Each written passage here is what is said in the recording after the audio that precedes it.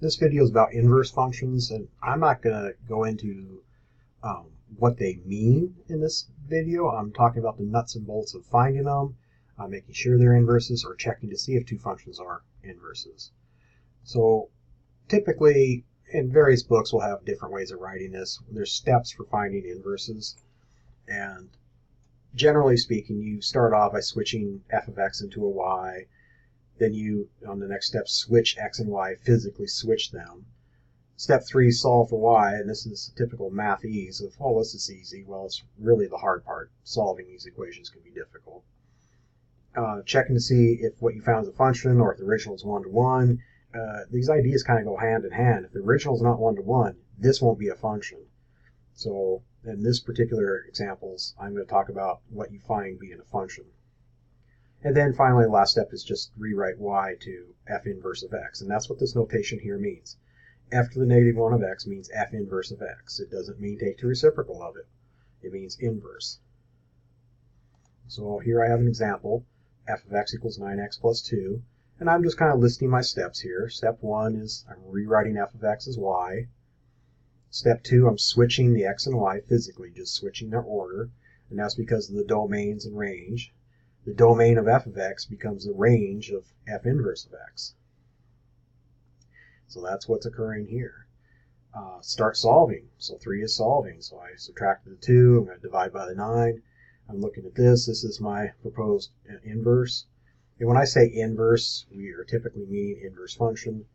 I don't say any plus or minus, so the inverse is a function. Now, I'm going to have an example where this does happen. If you have a plus or minus, that indicates you have, for one x, a y value and a negative with another y value. So that would be two y values with one x, not a function.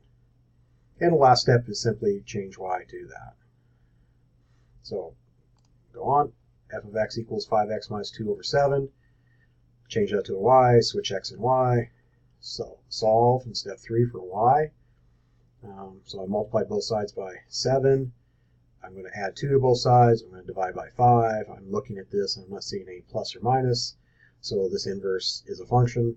So it's an inverse function. And I rewrite it as inverse function notation. So again, this is f inverse of x equals that.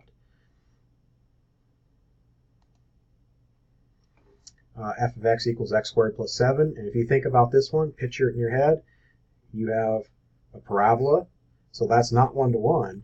So when I get solving this, I'm going to find an inverse that's not a function. So again, I change this to y. I switch x and y. I start solving, so I'm going to subtract 7. I'm going to get rid of that square, so I'm going to take the square root of both sides. But when I take the square root of both sides in the equation, typically we put a plus and a minus.